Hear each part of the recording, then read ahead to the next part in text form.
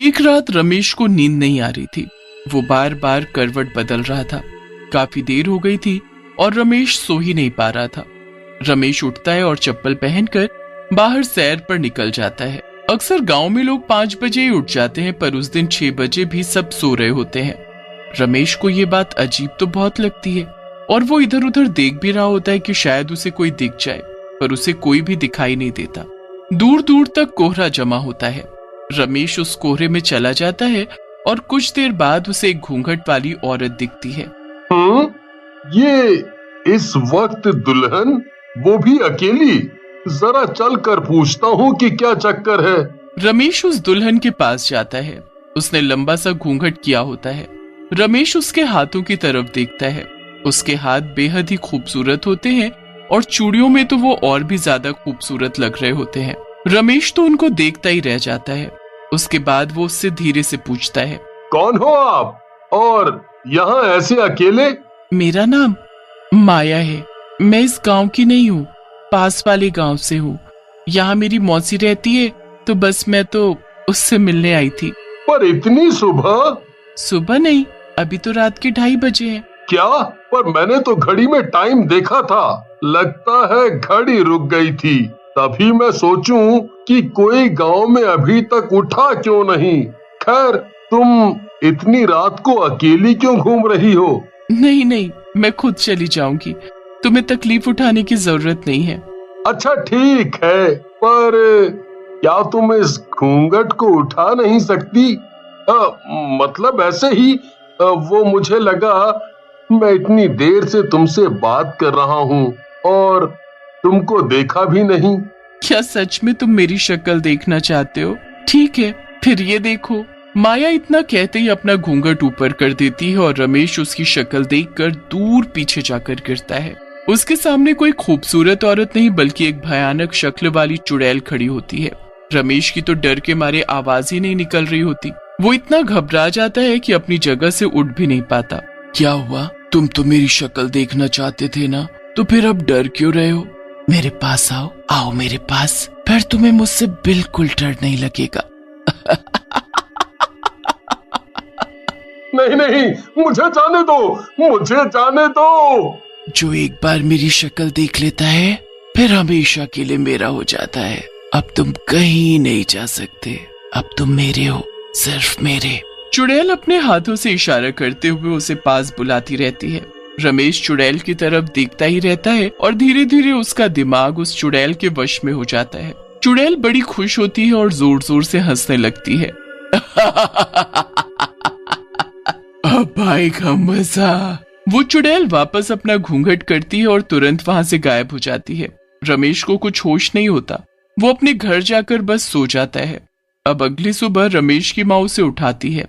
उठ बेटा, आज हमें लड़की देखने जाना है। रमेश उठकर नहा धोकर तैयार हो जाता है। उसके बाद वो लड़की के घर जाते हैं। लड़की सबको बड़ी पसंद होती है, पर रमेश उसकी तरफ देख भी नहीं रहा होता। रमेश की माँ उससे कोहनी मार कर लड़की की तरफ देखने का इशारा करती है। अरे लड़की को तो देख, फिर हम तेरा रिश्ता इससे पक्का करें। रमेश का दिमाग अभी भी चुड़ैल के वश में होता है। वो जैसे ही उस लड़की को देखता है उसका गला पकड़ लेता है। सब लोग ये देखकर हैरान हो जाते हैं और उस लड़की को रमेश के हाथों से जैसे तैसे छुड़ाते हैं। ये क्या हरकत की है तूने? मैं सारी लड़कियों को मार डालूंगा। जो भी मेरे सामने आएगी सबको मार डालूंगा। मुझे माया से प्यार है, बस माया से। मुझे माया चाहिए, माया माया माया।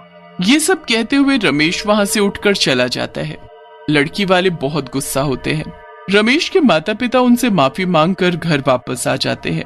घर पर भी रमेश माया की रट लगाए होता है। उसके माँ बाप को समझ ही नहीं आ रहा होता कि आखिर ये माया है कौन। दूसरी तरफ माया घूंघट करके दूसरे शिकार को ढूंढने निकल चुकी होती है। आधी रात में वो घूंघट किए गांव में घूम रही होती है। फिर उसे बस स्टॉप पर एक लड़का बस से उतरता दिखता है।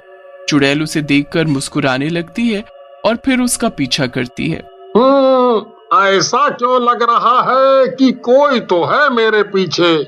मोहित एकदम मुड़ता है तो उसके पीछे वही घूंघट किए चुड़ैल चल रही होती है।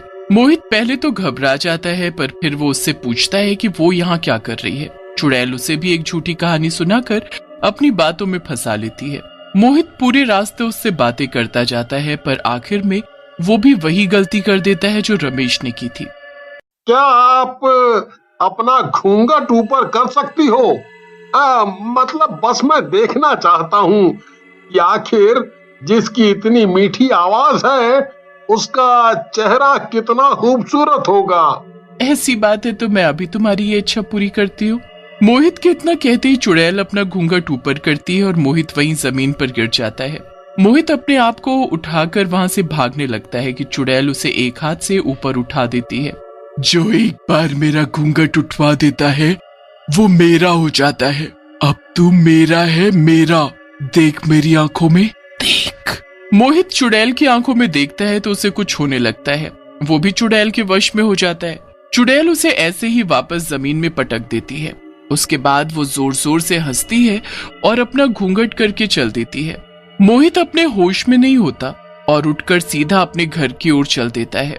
ये सब कुछ दूर खड़ी शीतल देख रही होती है। शीतल मोहित की पड़ोसन होती है जो देर रात किसी जागरण से वापस आ रही होती है। ये सब मैं क्या देख रही हूँ? हमारे गांव में चुड़ैल है, वो भी घूंघट वाली चुड़ैल। मुझे इसके बारे में कल ही गांव वालों को बताना होगा। अगले ही दिन शीतल बहुत बीमार पड़ जाती है और उसे कुछ होश ही नहीं होता। शीतल जितने दिनों में ठीक होती है उतने दिनों में वो चुड़ैल जाने कितने लोगों को अपने काबू में कर चुकी होती है। जिस दिन शीतल को होश आता है वो जल्दी से उठकर बाहर जाती है। सामने का नजारा देख उसके होश उड़ जाते हैं। कुछ लड़के और आदमी औरतों का गला दबा रहे होते हैं। ये सब क्या हो रहा है? मुझे सबको बचाना होगा। अरे बेटी, कहाँ मौत के मुंह में जा रही है? पर ये सब हो क्या रहा है हमारे गांव में?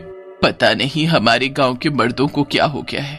वो बस किसी भी औरत को देखते हैं तो गुस्से में आकर उसकी जान लेने पर उतारू हो जाते हैं। यहाँ तक कि मेरे बेटे ने कुछ दिन पहले एक लड़की जिसे हम शादी के लिए देखने गए थे उस पर ही हमला कर दिया।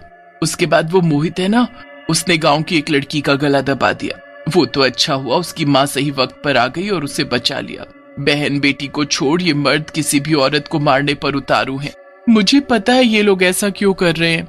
ये सब वो घूंघट वाली चुड़ैल का काम है। मैंने देखा था उस रात खुद अपनी आंखों से। उसने मेरे सामने घूंघट ऊपर किया और उसकी चुड़ैल शक्ल मैं अभी तक नहीं भूल पाई। उसने मेरे सामने मोहित को वश में किया। मैं घर आकर किसी को कुछ बता पाती कि मैं खुद ही ऐसी बीमार पड़ी कि मुझे आज होश आया। पर अब हमें उस घूंघट वाली चुड़ैल को पकड़ना होगा और सब कुछ ठीक करना होगा। तो चलो अभी गांव के पंडित जी के पास। दोनों जल्दी से पंडित जी को उस चुड़ैल के बारे में बताते हैं। क्या उसका इंतजाम करना कोई आसान काम नहीं है।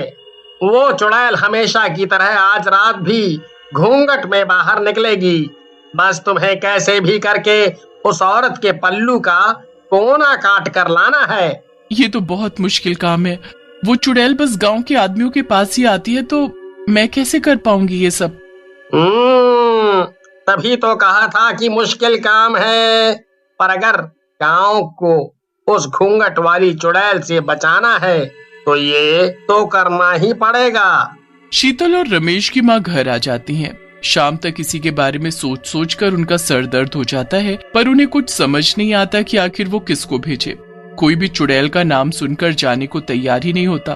फिर शीतल के दिमाग में एक आइडिया आता है। वो रमेश के कपड़े पहनकर और अपने सर पर पगड़ी बांधकर और नकली मूछें लगाकर लड़का बन जाती है और निकल जाती है। आधी रात को उस घूंघट वाली चुड़ैल की तलाश में। डर तो उसे बहुत लग रहा होता है, पर वो हिम्मत करके चलती जाती है।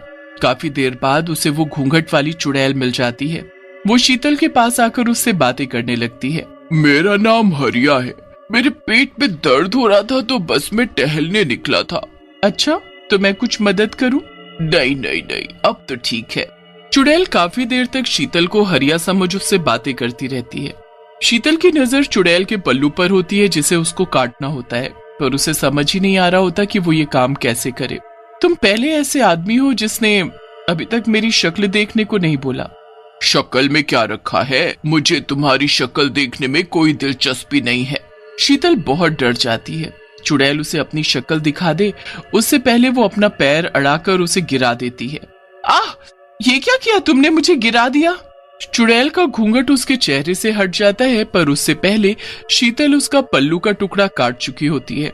शीतल जल्दी से वहां से भागती है, तभी उसकी पगड़ी गिर जाती है और उसके बाल खुल जाते हैं। मतलब तू लड़का नहीं लड़की है। तूने मुझे पागल बनाया।